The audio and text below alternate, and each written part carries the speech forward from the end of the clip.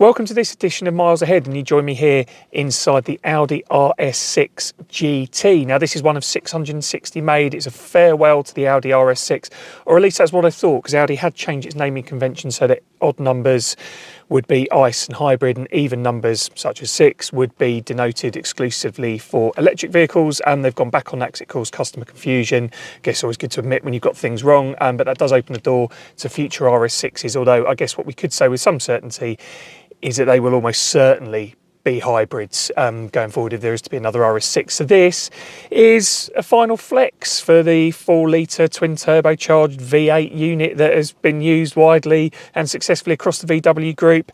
I'll get the facts and figures out of the way. We're going to go for a point of view drive and then just wrap the video up with a quick walk around. The paint job's quite something on this car as well. So we've got 621 brake horsepower, 850 newton meters of torque, mated to an 8-speed automatic gearbox.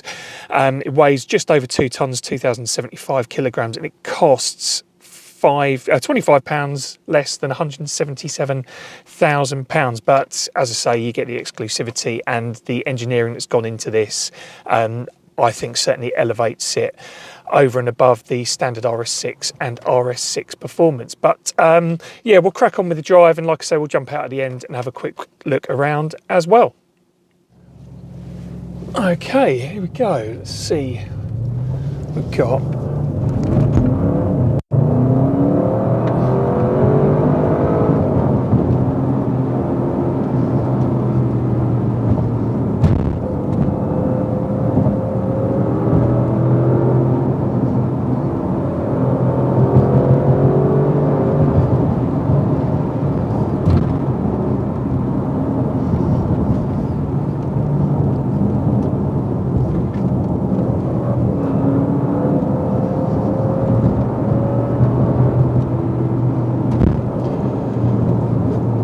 One thing to note that's so impressive is just the linear power delivery of this car is absolutely superb.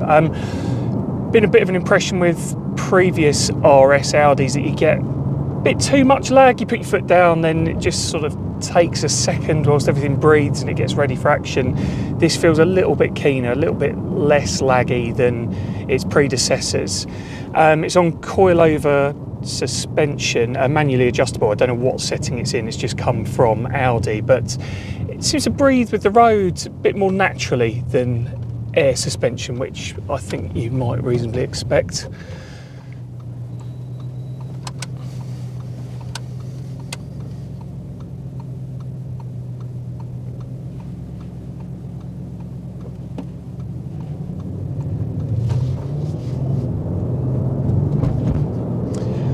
Another point is the brakes. 17.3 inch brake discs at the front wheels and 14.5 I think at the rear. The stopping power in this car is immense. Yeah, from not 50 to 0, it is, yeah, you can sort of feel your head lunging for the front windscreen.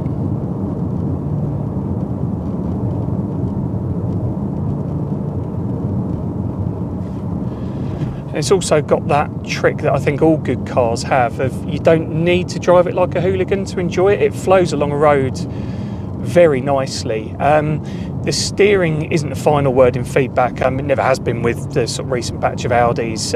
There's sort of obviously electric setup rather than something like a hydraulic setup, which you find in a McLaren, which is obviously the gold standard for steering. But it is very precise in here. It goes exactly where you want it to go when you want it to go there, and just the levels of traction really, really impressive. Just pop it into manual for a second, run it down the gear, so we can bring that V8 in. Just hear a bit of turbo wheeze. Don't know if that'll come through on the audio here. Just getting constrained by the cars on the road. One of the shortcomings of having a car like this.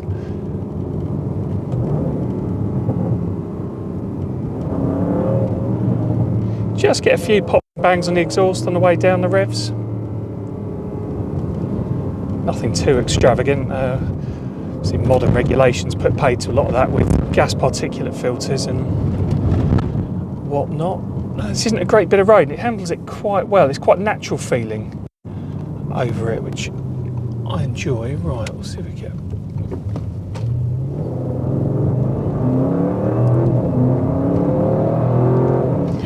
just picks up and goes. Superb car to drive.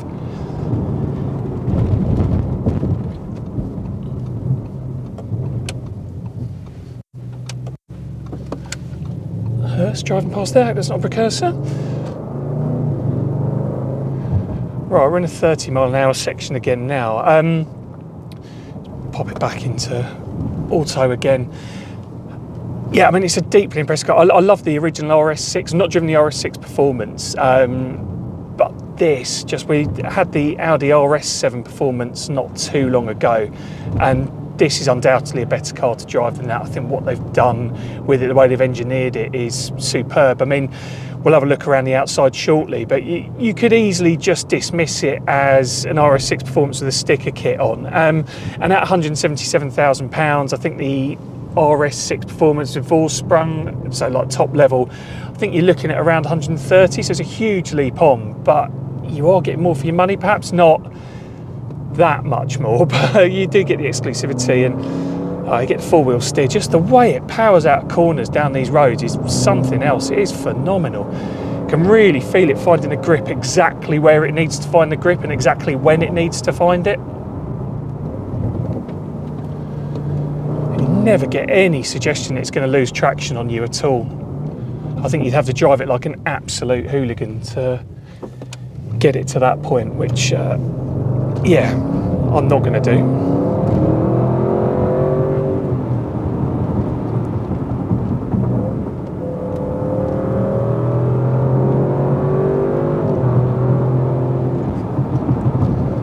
Just on the brakes again, you can really lean on them, really trust them.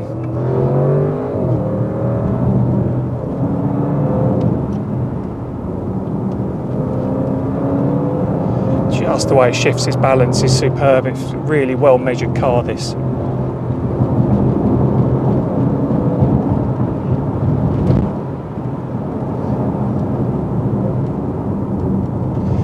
Yeah, so a couple of final takeaways just coming into another 30 now. I think they've done a supreme job on this. This is a real flex of considerable muscle on behalf of Audi. They've done a superb job on it. Also, another point to note is just like people's reaction to this car has been absolutely superb.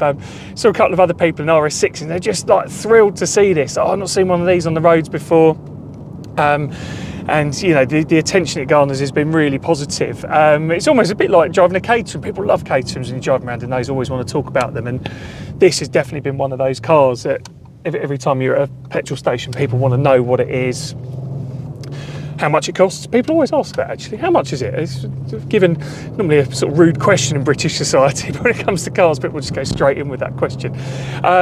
So yeah, like it's a fabulous car to drive, really is. I've been hugely impressed with the driving experience. As I say, just supremely well engineered. Anyway, we'll pull in now, wrap this video up with a quick walk around so you can have a look at the sort of paint job and styling of this RS6 GT. And here it is, the Audi RS6 GT in the flesh. You've probably seen this paint job elsewhere in other reviews. It's based on sort of late 80s racing car that they had. I think also for your 90s and 2000s smokers and snooker fans, it looks a bit like a pack of MC cigarettes, but I don't know if they're still going. Don't smoke, kids. It's a fabulous looking thing, this. Other options are available. You could have got this in black or grey.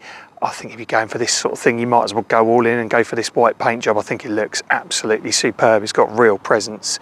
There's a lot of GT specific things here. That front bumper, that's unique to the GT. It's got carbon fibre bonnet, carbon fibre roof as well, and these 22-inch wheels. I mean, I think they look fantastic. We'll dive in here and have a look at those brake discs that are discussed on the drive along, 17.3-inch discs. I mean, I can remember a time when 17-inch wheels were considered large when I was passing my driving test, giving my age away a bit there. I seem to remember when the Lamborghini Urus came along, obviously another car from the VW Group stable, that had 17.3-inch brake discs, which were the largest in production at the time. So I assume they've sort of made their way through the group and have found their way onto this. You can see the GT specific red brake calipers there as well, and GT denotation on the side as well. Come round to the back, 22s at the rear as well, 14.6-inch brake discs at the rear. I think I said 14.5 on the drive along. Accuracy is important. Again, rear diffuser come round is specific to the GT as well. So again, quite large, got the exhaust protruding from either side, and again a bit more RS6 GT denotation there as well. I'll just have a quick look in the boot while we're here. This is still, after all, a practical family wagon. As you can see, loads of space in there. You can carry your dog round at terrifying speed. I'll just wrap up by having a look around this side as well. In the shade, I love the way this car looks. I just think if you're getting something like this, you might as well go all in on the looks. As far as I'm concerned, I think it looks amazing. It's got a real presence, a real head turner of a car. So yeah, if you're the more bashful type, then I would suggest this probably isn't for you. While we're here, we'll just have a quick look inside, because there's a bit more RS6 GT logos going on in here. Dive in, there we go, on the seats. In the back as well, I get this nice red honeycomb stitching. It says down there 659 of 660. I mean, there's just swathes of Alcantara in here as well. It's nice. The familiar Audi MMI cockpit, dual screen touch at the top, so you've got your infotainment at the top, then your HVAC down there, and then you can fiddle around with all your views there. It's got head-up display and all that sort of thing as well. I have absolutely loved having this car, I've got to say. I think it's one of those genuine 10 out of 10s. I mean, I was so excited about this car coming. And sometimes when that happens, you can be left a little disappointed. Not an inch of it with this. This has just been absolutely fantastic. We've done nearly 700 miles in it now. 22 mpg, if that sort of thing bothers you. Went up to Leeds and back last weekend. Been knocking around sort of Surrey Hills in it. Commuted to work in it. It's just, yeah, been a real privilege to have it. Yeah, unlikely to see another one on the road, which, yeah, is a shame, but it speaks to the uniqueness of this car. If it is indeed the final RS6, well, I think, as I mentioned, I think it'll certainly be the final RS6 without any electric assistance, then this is an absolutely superb way to go out. Yeah, well done, Audi. This car is a 10 out of 10.